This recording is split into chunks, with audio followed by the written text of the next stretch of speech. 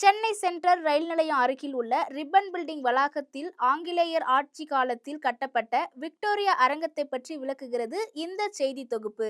1887ஆம் ஆண்டு அப்பொழுது இந்தியாவை ஆட்சி செய்த பிரிட்டிஷ் அரசி விக்டோரியா மகாராணி பொன்விழாவை கொண்டாடும் வகையில அவரின் சாதனையை பறைசாற்றும் விதமாக இந்த அரங்கம் ராபர்ட் சிம்கொல்லம் என்பவரால் அமைக்கப்பட்டது.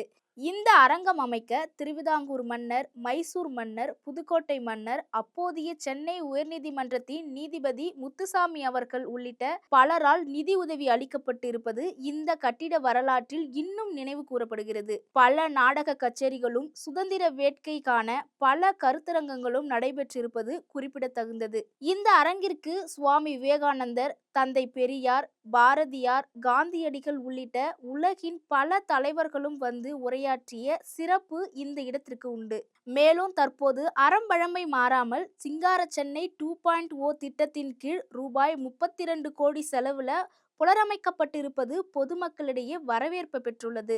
இதில் சுதந்திர இந்தியாவிற்கு முன்பு நடைபெற்ற நிகழ்வுகளும் சுதந்திர இந்தியாவிற்கு பின்பு நடைபெற்ற நிகழ்வுகளும் புகைப்படமாக காட்சிப்படுத்தப்பட்டிருப்பது மட்டுமின்றி பாரம்பரிய இசைக்கருவி, வானொலி, பயாஸ்கோப் முறையில் ஒளிப்படங்கள், ஒளிபரப்பு இது எல்லாமே தற்போதைய தொழில்நுட்பத்தில் செயல்படுத்தப்பட்டிருப்பது பார்வையாளர்களை வியக்க வச்சிருக்கு. இந்த கட்டிடத்தின் புராதன தன்மையை குறித்து ஒரு புத்தகம் வெளியிட வேண்டும் என பொதுமக்கள் தமிழக அரசிற்கு ஒரு கோரிக்கை வச்சிருக்காங்க.